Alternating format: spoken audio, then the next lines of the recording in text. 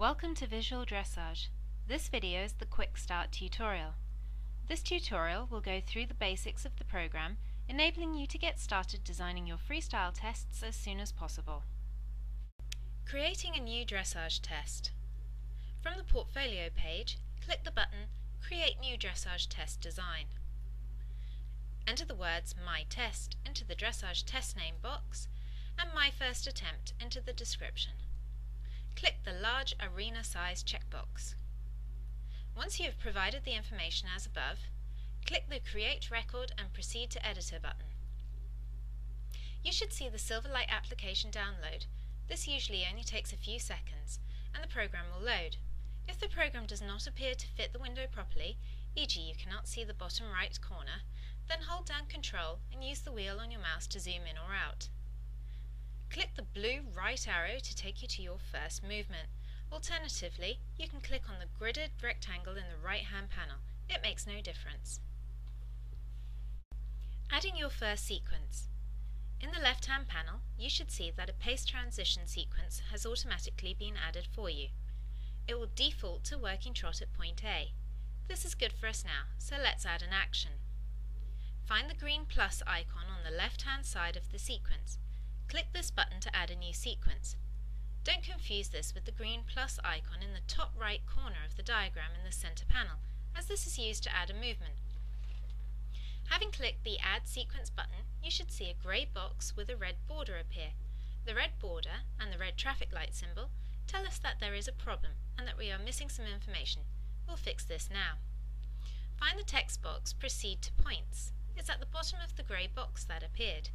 Click your mouse inside the text box in order to give it focus. Now the text box has focus, move your mouse over some points in the main diagram in the center panel. You'll see that the text box flashes yellow and that your mouse cursor changes. This tells you that you can click on a point. So, go and click on point X. Several things should have just happened. The most obvious is that the program draws a line from point A to point X. Also note that the sequence action has all the information it needs for this type of action, so it no longer has a red border. Adding a second sequence. Let's add another sequence. This time, add the new sequence by holding your mouse in the space underneath the action sequence that we just added. You should see the space start to flash along with the words Insert New Sequence. It makes no difference if you click here or click the green plus symbol. Click either of these two and a new sequence is added.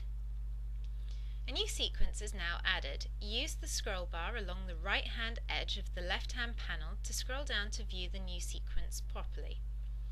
In the new sequence, which should read Sequence 3 in vertical writing down the left side, choose Halt, Immobility, Salute as a selection in the Action Type pull-down. In the text box labelled Single Point, type the letter X. As before, once the sequence is validated, the red border will disappear and the content will be drawn on the diagram. In this case, you will see an annotation, speech bubble, appear on the diagram. Adding a new movement. Next we will create a new movement, i.e. a new diagram.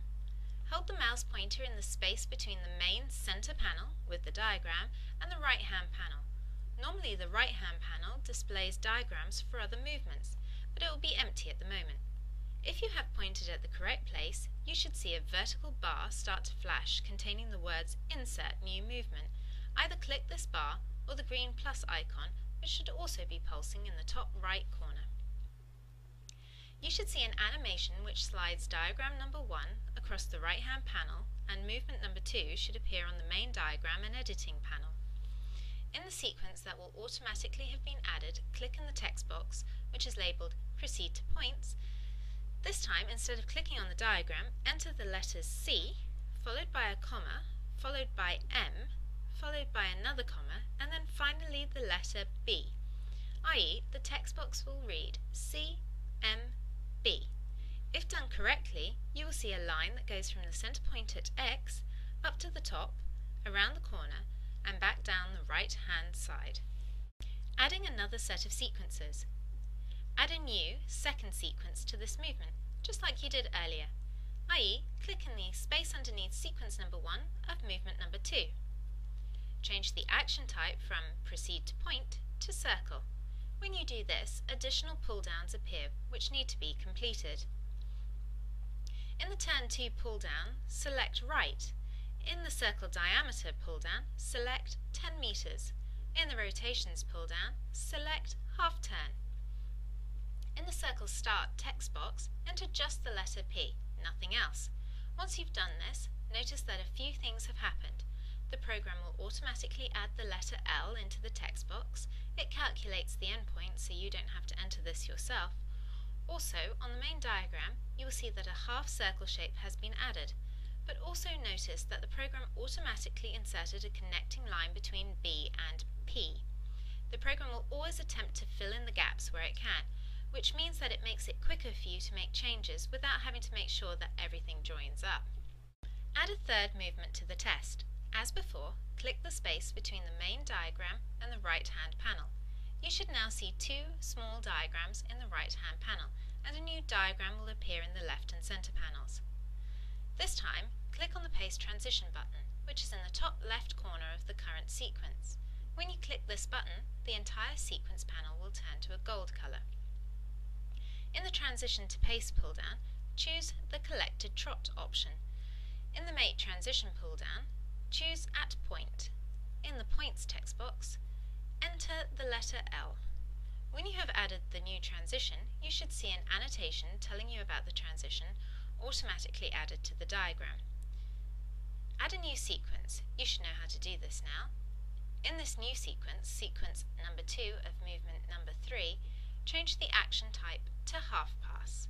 In the Half Pass 2 option, choose Half Pass Left.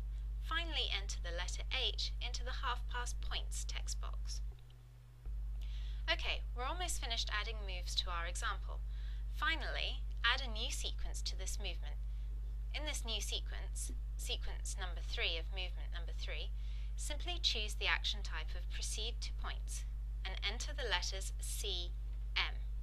You should see a green dotted line drawn around the top end of the diagram. Making changes to your test. We're not going to add any more sequences now, but let's make a few changes to the ones we have. Firstly, reselect movement number 2 so that we can edit it. You can navigate back to this movement by clicking on the appropriate small diagram in the right-hand panel, or click the blue left arrow on the main diagram if you prefer. Find sequence number 2 in movement number 2. You may need to scroll the left-hand panel down to see it. In the text box Circle Start, highlight all of the text with your mouse and change everything by entering the letter F. Once you enter this, the program should automatically fix the test by drawing a longer connecting line down the side from point B.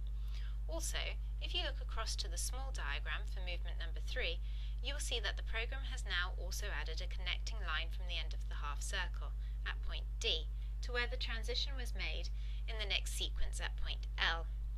This is useful to know, as it means that you can insert sequences, or even movements, or delete them, and the program will always try and connect everything together for you. Go back to movement number 3.